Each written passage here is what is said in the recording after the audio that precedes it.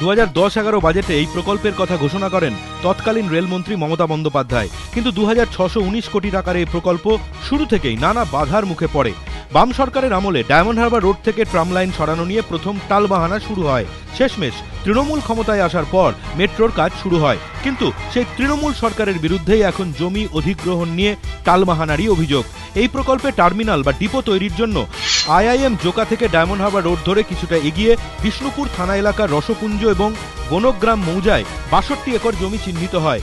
জমি অধিগ্রহণের প্রতিশ্রুতি পেয়েই 2011 সালে ডিপো তৈরির জন্য প্রায় 150 কোটি টাকার টেন্ডার ডাকে নির্মাণকারী সংস্থা রেল বিকাশ নিগম লিমিটেড। কিন্তু প্রায় 2 বছরেও অধিগ্রহণের কাজ কিছুই না এগোনোয় গত ফেব্রুয়ারিতে বাধ্য হয়ে টেন্ডার বাতিল করে দেয় মেট্রো কর্তৃপক্ষ। ভূমি ও ভূমি রাজস্ব দপ্তরের প্রতিমন্ত্রী স্বপন দেবনাথ জানিয়েছেন বিষয়টি নিয়ে তিনি খোঁজ খবর নেবেন। এদিকে রেলের নতুন নির্দেশিকা অনুযায়ী কোনো প্রকল্পের জন্য অন্তত 50% জমি হাতে না এলে টেন্ডার ডাকা যাবে না।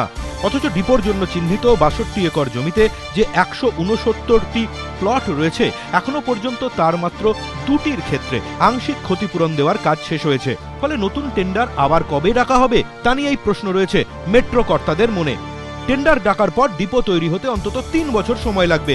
ডিপো তৈরি না হলে প্রথম পর্যায়ে জোকা থেকে মাঝেরহাট পর্যন্তই ট্রেন চালানো যাবে না। এদিকে অজন্তা থেকে মাঝেরহাট পর্যন্ত মেট্রোর এলিভেটেড করিডর নির্মাণের অনুমতি দিতে প্রচুর টাকা চেয়েছে বন্দর কর্তৃপক্ষ, কারণ জমি বন্দরের। মেট্রো সূত্রে খবর, প্রথমে এই অংশের জমি 99 বছরের জন্য মেট্রোকে লিজ দিতে বন্দর কর্তৃপক্ষ প্রায় 750 কোটি টাকা দাবি করে। বিস্তর আলাপ আলোচনার পর আপাতত 30 বছরের জন্য জমিটি প্রায় 22.5 কোটি টাকায় মেট্রোকে লিজ দিতে রাজি হয়েছে বন্দর কর্তৃপক্ষ।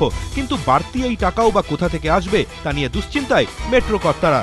যদিও বন্দরের এক কর্তা দাবি করেছেন ভারত সরকারের নতুন জমি নীতি অনুযায়ী মেট্রোর কাছে টাকা দাবি করা হয়েছে, বিনামূল্যে জমি দেওয়ার কোনো সংস্থান নেই। এদিকে মাঝেরহাট থেকে বিবাদীবাগ পর্যন্ত মাটির তলা দিয়ে মেট্রোর সুড়ঙ্গ নির্মাণের জন্য ময়দান এলাকায় সমীক্ষা করার অনুমতিই এখনো দেয়নি সেনা কর্তৃপক্ষ। সব মিলিয়ে জোকা বিবাদীবাগ মেট্রো প্রকল্পের ভবিষ্যৎ নিয়েই সন্দিহান খোদ মেট্রো কর্তারাই। শুধুমাত্র এই জোকা বিবাদীবাগ মেট্রো প্রকল্পকে দেখিয়েই বেহালা এলাকায় গত কয়েক বছরে ফ্ল্যাটের দাম কয়েক গুণ বাড়িয়ে দিয়েছেন এখানকার প্রমোটাররা। কিন্তু যে প্রকল্পকে দেখিয়ে ফ্ল্যাটের দাম বাড়িয়ে দেওয়া হলো, সেই প্রকল্পের কাজ আদৌ কবে শেষ হবে? প্রশ্ন এখন সেটাই। ক্যামেরাম্যান ভগবান শাহর সঙ্গে ধ্রুবজ্যোতি প্রামাণিক, ABP আনন্দ, কলকাতা।